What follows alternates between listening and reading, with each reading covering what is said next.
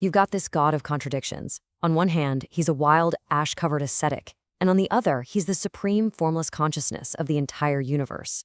That's Shiva, and he's easily one of the most complex figures in world mythology. So how do you even begin to unpack all of that? Well, it turns out our key is an ancient hymn, a kind of poetic guide that decodes the powerful symbolism packed into his every feature. Let's get into it. And that right there, that's the central question. The great paradox of Shiva.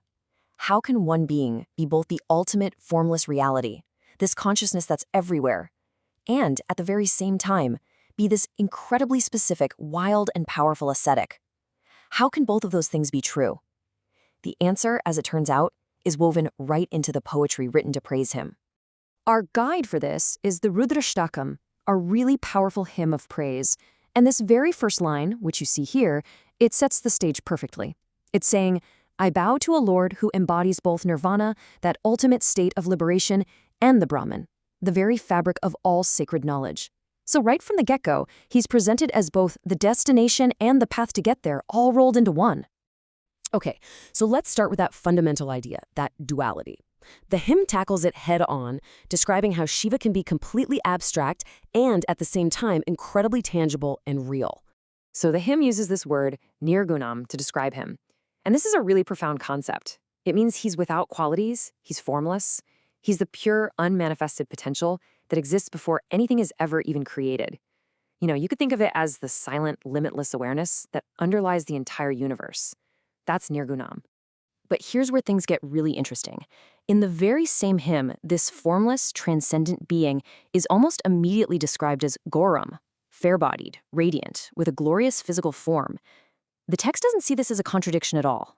It's basically telling us that the formless absolute chooses to become tangible, to be present right here in a form that we can actually visualize and connect with.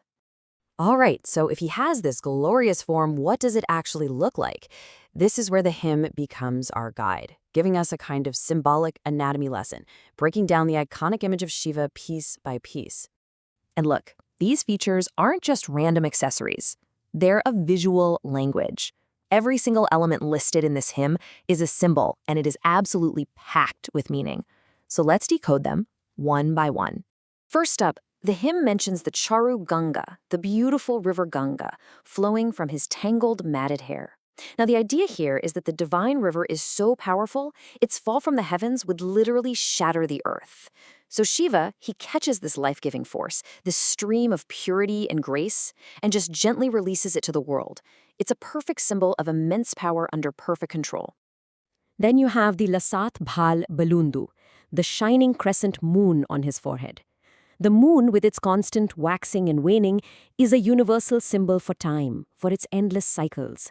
By just wearing it like a simple ornament, Shiva is showing his complete mastery over time. He exists beyond all those cycles of creation and destruction.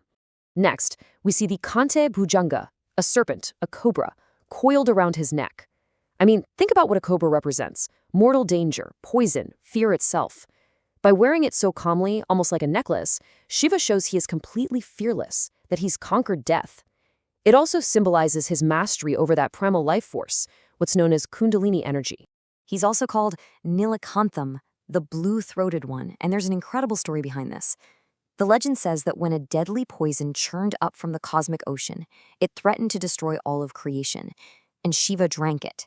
He held that poison in his throat, which turned it blue, and it's this permanent symbol of his compassion, of his willingness to suffer to save the entire universe.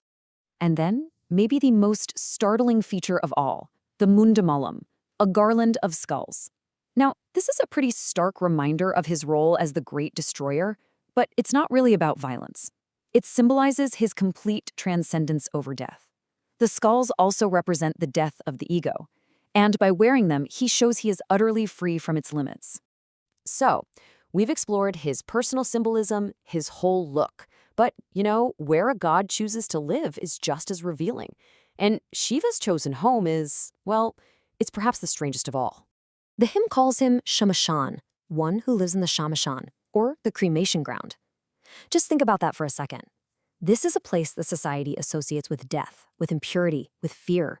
It's the one place most people, and even most gods, would go out of their way to avoid.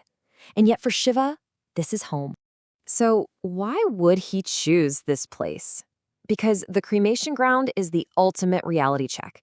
It's the place where all our worldly attachments, our wealth, our status, our pride, it all gets burned away, leaving only the bare, essential truth.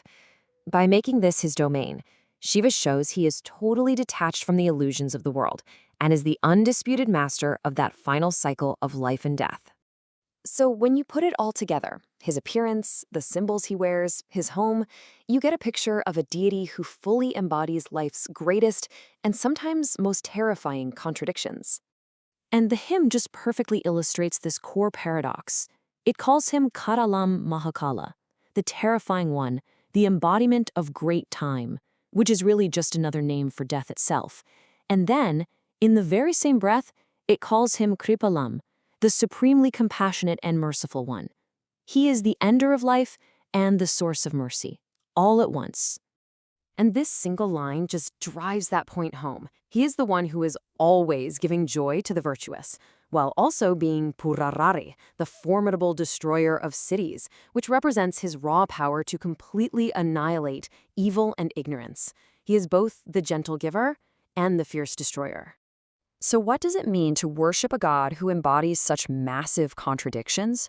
Well, what the Rudrashtakam shows us is that Shiva's iconography is a profound meditation on reality itself. He represents the acceptance of everything, the beautiful and the terrifying, creation and destruction, form and formlessness. He teaches us that these aren't opposing forces, they're just different faces of a single, all-encompassing divine truth. To understand Shiva is to understand that you have to see the whole picture, contradictions and all.